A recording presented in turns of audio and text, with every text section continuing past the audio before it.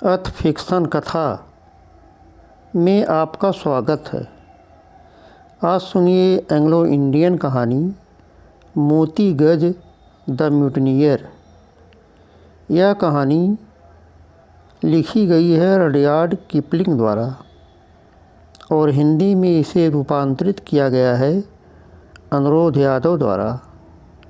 तो चलिए सुनिए कहानी मोती गज मेरे ही स्वर में। एक समय की बात है, इंडिया में एक काफ़ी बागान का मालिक था जो काफ़ी के पेड़ लगाना चाहता था। उसने कुछ जंगली एरिया खरीद रखा था और उसे साफ़ करवाना चाहता था। उसने वहाँ के पेड़ों को कटवा दिया। छोटे छोटे जो झाड़ झंखाड़ थे उन्हें जलाकर साफ़ करवा दिया, लेकिन काटे गए पेड़ों के ठूंठ अभी भी ज़मीन में पड़े हुए थे। डायनामाइट का प्रयोग महंगा पड़ रहा था और ठूंठों को आग जलाकर ख़त्म करने में काफ़ी वक्त लगने वाला था। इसके लिए सबसे संतोषप्रद साधन उसकी समझ में आया जानवरों का सरदार, जिसे हाथी कहा जाता है, क्योंकि उसके अगर दांत हुए तो ठूंठों को अपने दांतों से उखाड़ देगा। अगर दांत नहीं भी हुए तो ठूंठों में रस्सी बांध देने पर उन्हें खींचकर जड़ से निकाल देगा। इसलिए काफ़ी बागान के मालिक ने एक एक, दो दो और तीन तीन के हिसाब से हाथी किराए पर लेकर उन्हें ही पेड़ों के ठूंठ निकालने के काम पर लगा दिया। जितने भी हाथी उसने किराए पर लिए, उन सब में जो सबसे अच्छा हाथी था उसका महावत सबसे खराब था। उस सर्वश्रेष्ठ हाथी का नाम था मोती गज। मोती गज का मतलब होता है हाथियों में मोती, यानी गजराज अर्थात हाथियों का राजा।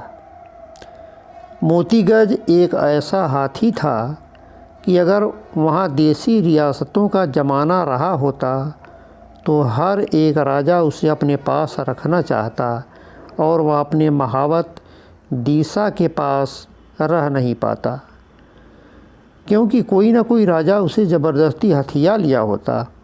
लेकिन इंडिया में तब अंग्रेज़ी हुकूमत थी, इसलिए दीसा बग़ैर किसी दखलंदाजी के मोती गज का सर्वे सर्वा मालिक बना हुआ था। दीसा एक आराम तलब किस्म का इंसान तो था ही, ऊपर से पियक्कड़ एक नंबर का था। जब मोती गज के बल पर वह अधिक पैसा कमा लेता था तो पीने के बाद उसके ही अगले पैरों के नाखूनों पर टेंट के खूंटे से मारता था। हाथी के नाखून और उसकी सूंड उसके सबसे नाजुक अंग होते हैं। मोती गज चाहता तो ऐसे मौक़ों पर उसे अपने पैरों तले कुचल कर निपटा देता, लेकिन वह कभी भी ऐसा नहीं करता था। वह उसके अत्याचार को चुपचाप बर्दाश्त कर लेता था, क्योंकि वह जानता था कि जब उसे होश आएगा तो वह उसकी सूंड पकड़कर रोएगा और उसे प्यार करेगा, उसे जान जिगर का टुकड़ा सब कुछ कहेगा और उसे दारू भी पिलाएगा। उसे भी दारू की लत पड़ गई थी। अगर दारू नहीं मिलती थी तो वह ताड़ी से ही काम चला लेता था। पी लेने के बाद दीसा अक्सर मोती गज के पैरों के बीच में बैठकर गाते गाते सो जाता था। ऐसा करने के लिए वह पब्लिक रोड के बीच का स्थान चुनता था, क्योंकि मोती गज तो उसकी सुरक्षा में खड़ा ही रहता था और जब तक वह जाग नहीं जाता था तब तक कोई भी उधर से गाड़ी हो, चाहे आदमी या जानवर, गुजर नहीं सकता था। इसलिए जब तक दीसा उठ नहीं जाता तब तक सड़क पर ट्रैफिक जाम रहता था। बागान में काम करते समय तो सोने का समय मिलता नहीं था। वहाँ मजदूरी इतनी ज़्यादा मिलती थी कि कोई काम से छुट्टी नहीं लेना चाहता था। दीसा मोती गज की गर्दन पर बैठकर उसे आदेश देता था और मोती गज अपने दांतों से ठूठों को पकड़कर उखाड़ देता था, क्योंकि उसके दोनों दांत अत्यंत शानदार थे। या ठूंठ में बंधी रस्सी को खींचकर उसे जड़ से निकाल देता था, क्योंकि उसके कंधे भी बहुत मजबूत थे। उस समय दिशा उसके कानों के पीछे अपने पैरों से ठोकर मारता रहता था और चिल्लाता रहता था, शाबाश मेरे राजा, शाबाश मेरे शेर, कोई भी तुम्हारा मुकाबला नहीं कर सकता है। जब शाम हो जाती और काम बंद हो जाता तो मोती गज अपने 300 पाउंड चारे में देसी दारू मिलाकर गटकता था और दिशा उसका कुछ हिस्सा लेकर उसके पैरों के बीच में बैठकर देर रात गए तक उसके मन में जो भी आता गाता और आराम से पीता रहता था और तब अपने ठिकाने जाकर सो जाता। हफ्ते में एक बार दिशा मोती गज को नदी में नहलाने के लिए लेकर जाता था। नदी के छिछले तट पर जहाँ पानी कम रहता था, मोती गज वहीं पर लेट जाता था और दिशा नारियल के छिलके और ईंट का टुकड़ा लेकर उसके शरीर को बहुत अच्छे से रगड़ रगड़ कर उसे नहलाता था। मोती गज ईंट से रगड़ने और थपथपाने में अंतर बखूबी समझता था और बिना एक बार गलती किए उसके इशारे को भांप कर पानी में करवट बदल देता था। अच्छी तरह से नहला देने के बाद दिशा उसके शरीर की बहुत अच्छे से जांच पड़ताल करता था। उसके चारों पैरों को बड़े ध्यान से देखता था कि कहीं कोई घाव तो नहीं। उसकी आँखों के आसपास की जगह को बड़े ध्यान से देखता था कि उनमें कोई नेत्र रोग तो नहीं हो रहा है। उसके बड़े बड़े झालरदार कानों को उलट पुलट कर देख लेता था कि कहीं कोई घाव आव तो नहीं। और जब उसे इत्मीनान हो जाता कि कहीं कुछ नहीं, सब ठीक है, तो अपने बड़े बड़े बालों का जूड़ा बनाते और कोई नदी गीत गुनगुनाते हुए तथा नहाने के बाद काला और चमकीला हो गया मोती गज किसी पेड़ के 10-12 फुट लंबे तने को अपनी सूंड में फंसा कर लहराते हुए नदी से दोनों बाहर निकल आते थे। काफ़ी बागान में काम करना मनमाफिक सुकून और अच्छा खासा पैसा दोनों देता था और दिशा तो मोती गज के बल पर ज़्यादा काम करता और खूब पैसे भी कमाता, लेकिन ऐसा वह तभी तक करता था जब तक कि उसे ज़्यादा दारू पीने की तलब नहीं सताने लगती थी। वैसे दिशा तो रोज़ ही कुछ न कुछ पीता रहता था, लेकिन हफ्ते 2 हफ्ते के बाद वह पूरी तरह छक कर पीना चाहता था और बागान से छुट्टी लेकर मौज मस्ती करना चाहता था। जब उसे ज़्यादा पीने की धुन सवार हो जाती तो उसे कुछ अच्छा नहीं लगता था। वह किसी न किसी बहाने काम से छुट्टी ले ही लेता था। एक दिन वह मालिक के पास गया और रोता हुआ बोला, साहब मुझे छुट्टी चाहिए क्योंकि मेरी माँ मर गई। यह कैसा तमाशा है? तुम्हारी माँ तो 2 महीने पहले पिछली बागवानी में ही मर गई थी और पिछले साल जब तुम मेरे यहाँ काम कर रहे थे तो भी एक बार वह मरी थी। बहाने बना रहे हो झूठे कहीं के। जाओ चुपचाप अपना काम करो। गुस्से से मालिक ने बिगड़ते हुए कहा, क्योंकि देहाती गवार लोगों के तौर तरीक़ों को वह बहुत अच्छी तरह से जानता था। साहब अब की बार फाइनल है, उसने गिड़गिड़ाते हुए कहा। क्या कहा? क्या यहाँ मौत का कोई मैच चल रहा है जिसमें तुम्हारी माँ सेमीफाइनल और फाइनल खेल रही है? हट कर जाओ मेरी नज़रों के सामने से। अरे नहीं साहब, ऐसा मत कहिए, वह मेरी चाची थी, वह भी तो मेरे लिए मेरी माँ की ही समान थी। यह कहकर दिशा और ज़ोर ज़ोर से रोने लगा। उसके छोटे छोटे बच्चे हैं साहब, उनकी देखभाल मुझे ही करनी है, दिशा ने कहा और अपना सर ज़मीन पर पटक दिया। इसकी खबर तुम्हें कैसे मिली? मालिक ने डांटते हुए पूछा। डाक से साहब, डाक से। पिछले हफ्ते से तो यहाँ कोई डाक ही नहीं आई। जाओ जाकर अपना काम करो। मालिक, मेरे गांव से एक आदमी आया था। वह कह रहा था कि मेरे गांव में भयंकर बीमारी फैल गई है और मेरी बीवियाँ मर रही हैं। आंसू की नदी बहाते हुए दिशा बोला। चिहुन कहाँ है? उसे बुलाओ। मालिक ने कहा। चिहुन दिशा के ही गांव का था और वह भी वहीं बागान में काम करता था। वह आया तो मालिक ने उससे पूछा, चिहुन? इसकी कितनी बीवियां हैं? इसकी बीवियां? इसकी तो अभी शादी ही नहीं हुई है। क्या ऐसे आदमी के साथ कोई औरत शादी कर सकती है? वह किसी हाथी के साथ रह लेगी, लेकिन इसके साथ नहीं रह सकती है। इसकी तरफ तो मेरे गांव की कोई औरत देखती भी नहीं है। चिहुन घृणापूर्वक नकनकाते हुए बोला, लेकिन दिशा अभी तक चीख चीख कर रोए जा रहा था। देखते ही देखते अभी तुम भारी मुसीबत में पड़ जाओगे। मैं तुमसे कह दे रहा हूँ, नौटंकी मत करो, जाओ जाकर अपना काम करो, मालिक ने कहा। जब दिशा समझ गया कि उसका एक भी बहाना काम नहीं आने वाला है, तो अपनी नाक सुड़कते हुए बोला, भगवान कसम साहब, मैं अब सच कहूँगा, मैंने बहुत दिनों से पिया नहीं है। 2 महीने हो गए साहब, अब मुझसे रहा नहीं जा रहा है, इसलिए मैं छुट्टी लेकर यहाँ से दूर जाना चाहता हूँ, ताकि इस पवित्र जगह से मैं कहीं दूर जाकर खूब जी भर कर पी सकूँ। यह काम की जगह है साहब, इसलिए यह एक मंदिर के समान है। यहाँ रहकर मैं आपके लिए कोई परेशानी नहीं खड़ा करना चाहता हूँ। यह सुनकर मालिक के चेहरे पर मुस्कान उभर आई। उसने कहा, ठीक है दिशा, आप तुम सही बोल रहे हो, तो तुम्हें छुट्टी मिल जाएगी, लेकिन हाँ, तुम मोती गज को संभालने के लिए किसी का इंतज़ाम कर दो तो अच्छा रहेगा। तुम जानते ही हो कि वह तुम्हारे सिवाय किसी की बात नहीं सुनता है। मालिक लंबी उम्र मिले आपको। मैं बस 10 दिनों के लिए, मालिक समझ लीजिए कि बहुत थोड़े समय के लिए ही छुट्टी लूँगा, और मैं कसम खाकर कहता हूँ कि साहब 11वें दिन मैं हाजिर हो जाऊँगा।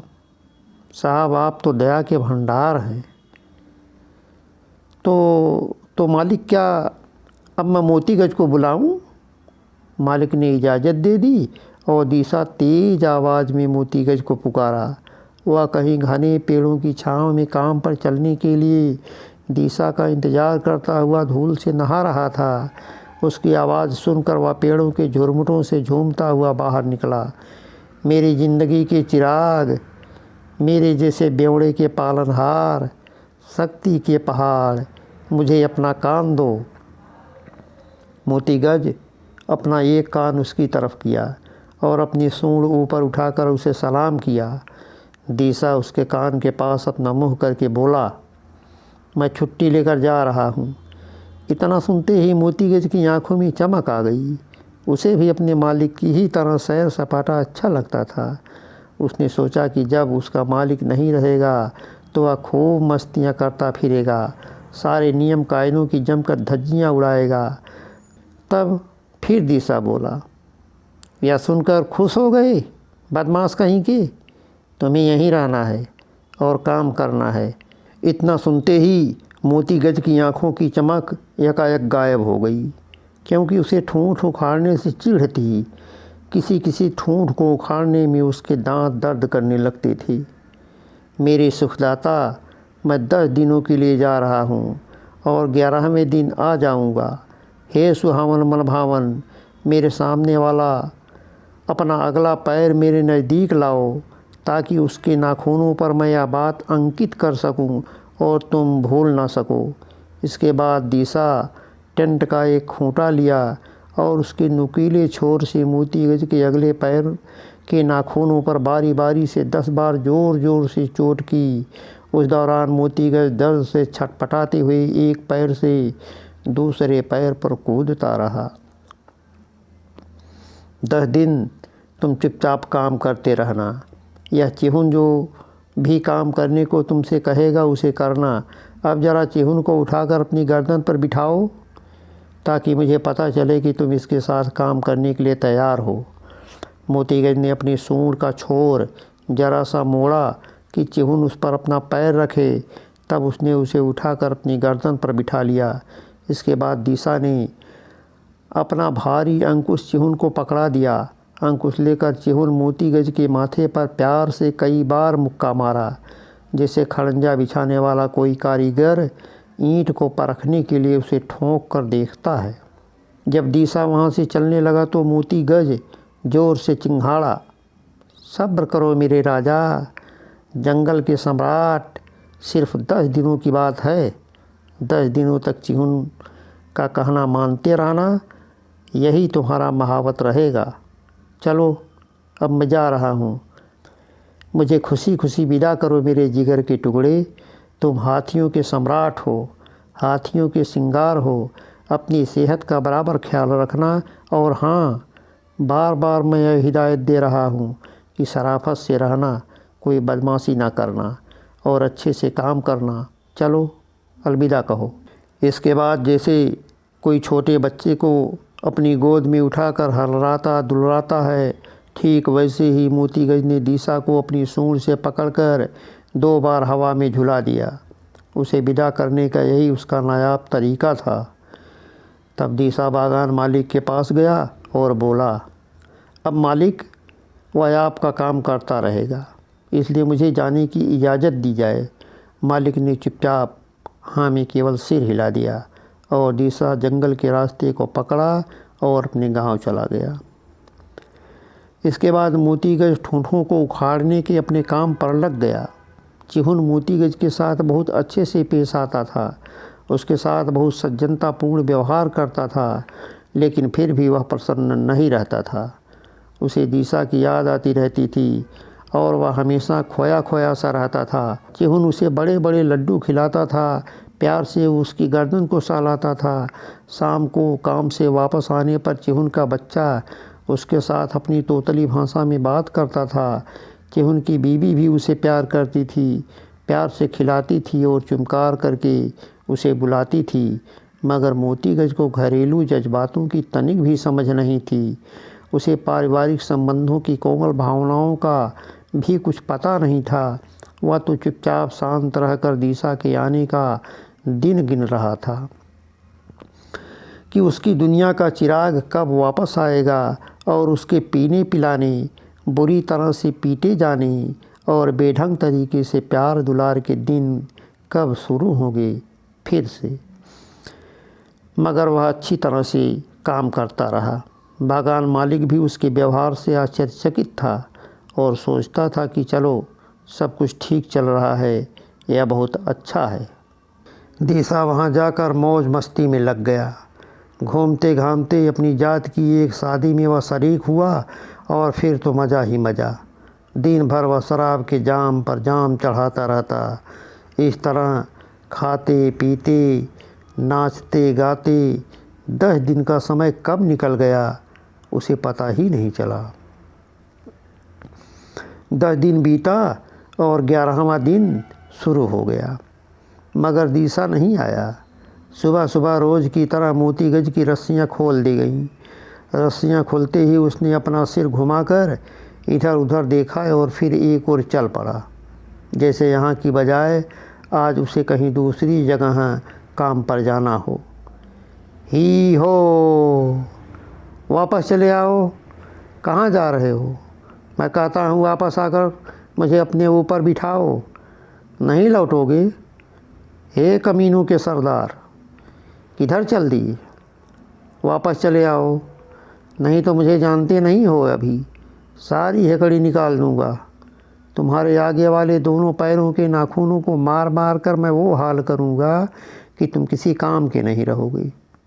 मोतीगज वहीं खड़े होकर इतने ज़ोर से चिंघाड़ा कि लगा जैसे बादलों में कहीं गड़गड़ाहट हो रही हो। उसने चिहुन के आदेश की तनिक भी परवाह नहीं की और अपने रास्ते चलता ही रहा। तब चिहुन एक मोटा रस्सा लेकर दौड़ा और उसे पकड़ लिया। मोतीगज ने अपने दोनों कान सामने की तरफ कर लिए। इसका मतलब चिहुन को भी पता चल गया कि अब वह उसका कहा मानने वाला नहीं है, अपने मन का ही करेगा। मगर वह ज़ोर ज़ोर से बड़बड़ाते हुए कि मेरे साथ तुम्हारी एक नहीं चलेगी, अभी जानते नहीं हो मुझे, तुम्हारी सारी बदमाशी मैं निकाल दूँगा, सीधे अपने बाड़े में चलो। शैतान की औलाद, क्या सोचा था, भाग जाएगा? यह सब कहते हुए ज़बरदस्ती खींचकर उसे लाने की कोशिश करने लगा।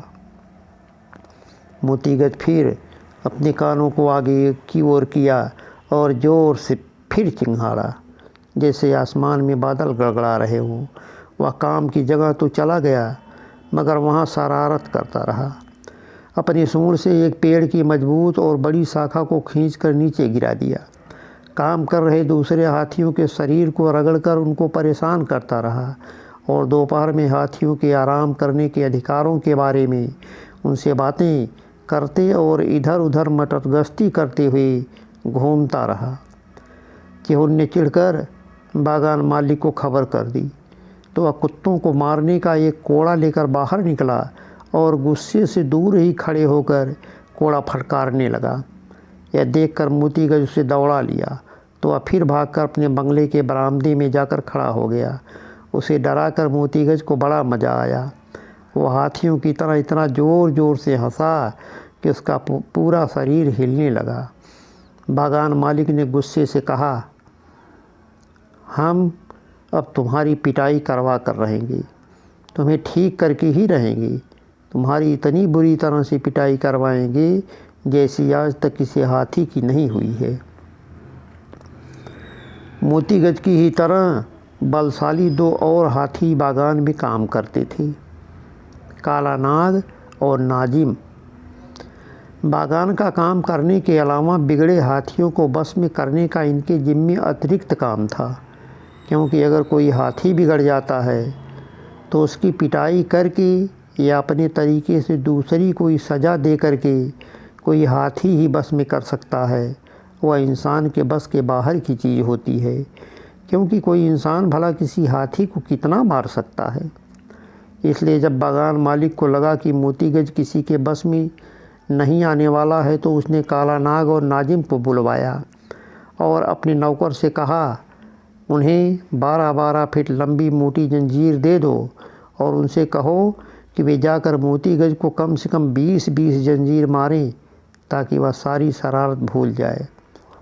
काला नाग और नाजिम जंजीरों को अपनी सूंड में लेकर मोतीगज की तरफ बढ़े। उन दोनों का विचार था कि पहले मोतीगज को अपने बीच में करके इतना धकियाएंगे कि उसका कचूमर निकल जाएगा। मोतीगज अपनी 39 साल की ज़िंदगी में कभी सज़ा नहीं भोगा था, कभी मार नहीं खाया था, इसलिए अब वह नया अनुभव नहीं करना चाहता था। वह अपनी जगह खड़े खड़े अपने सिर दाएं बाएं झुला रहा था और काला नाग तथा नाजिम के शरीर की पैमाइश करके एक सटीक जगह तलाश रहा था कि उनमें अपना मोटा दांत कहाँ गहरे तक घुसेड़ सकता है। काला नाग तो हथनी था, उसके दांत नहीं थे, बस जंजीर ही उसकी ताकत और हथियार था। इसलिए वह मोतीगज की ओर देखते ही डर गया और आखिरी वक्त में उससे दूर ही रहने का फ़ैसला कर लिया और यह दिखाने लगा कि जो जंजीर उसने अपनी सूंड में फंसा रखी है वह केवल मनोरंजन के लिए लाया है। और नाजिम की हालत तो मोतीगज को देखकर और ख़राब हो गई। वह जल्दी से भागकर अपने बाड़े में घुस गया, इसलिए अब मोतीगज के सामने कोई नहीं था। इसके बाद बागान मालिक ने भी मोतीगज के पीछे ना पड़ने का फ़ैसला किया और उसे आज़ाद छोड़ दिया कि जहाँ वह चाहे वहाँ जाए। मोतीगज मस्ती से इधर उधर टहलने लगा। काफ़ी बागान में जहाँ काम हो रहा था वह झूमता हुआ वहाँ ऐसे पहुँचा जैसे किसी जांच के लिए आया हो।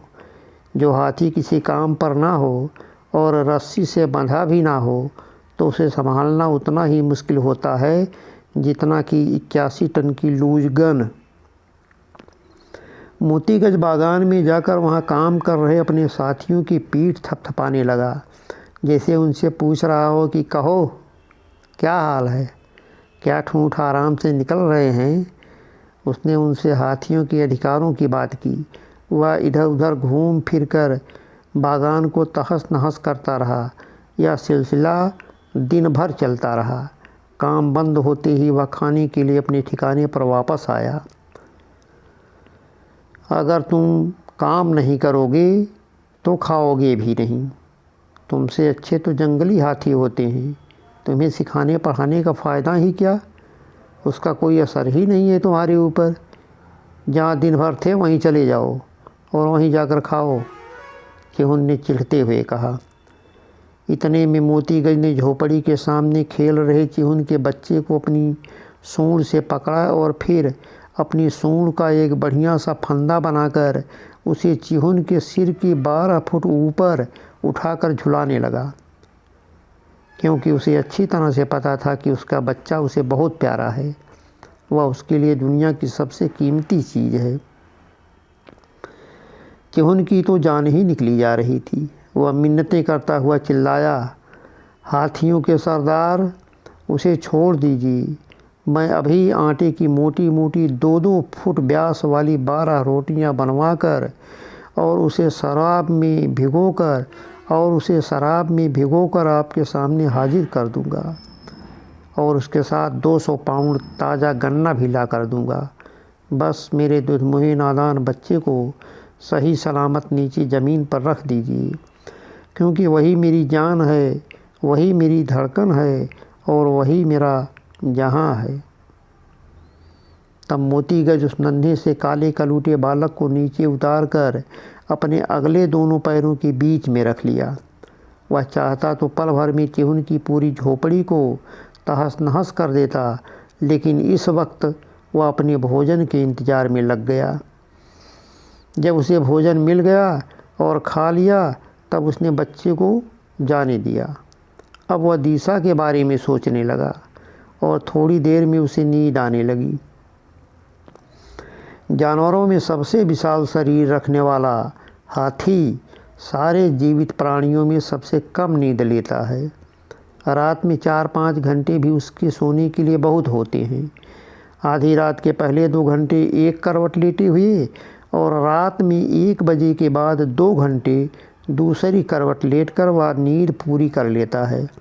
दिन के बाकी घंटे को वह खाने, इधर उधर टहलने और अपने आप से बड़बड़ाने में निकाल देता है। इसलिए आधी रात को ही मोती गज अपने ठिकाने से बाहर निकल आया। उसने सोचा कि शायद दिशा कहीं जंगल में पड़ा हो, जहाँ उसकी देखभाल करने वाला कोई ना हो। इसलिए वह जंगल में जाकर उसकी तलाश में इधर उधर घूमता रहा, रह रहकर ज़ोर ज़ोर से चिंघाड़ता रहा और अपने कान फड़फड़ाता रहा। वहाँ से वह नदी के किनारे तक भी गया, जहाँ दिशा उसे नहलाने लेकर जाया करता था, मगर उसका कहीं कोई अता पता नहीं चला। जब उसे दिशा कहीं नहीं मिला तो वह जंगल में रहने वाले खानाबदोश लोगों को अपनी चिंगाड़ों से हद दर्जे तक भयभीत कर दिया और वहाँ से वापस आकर अपने ठिकाने पर हाथियों को परेशान कर डाला। अगले दिन तड़के ही दिशा काफ़ी बागान में आ पहुँचा। वास्तव में उसने बहुत ज़्यादा शराब पी रखी थी, लेकिन वह समझ रहा था कि 10 दिन से ज़्यादा रुकने की सज़ा उसे अवश्य मिलेगी।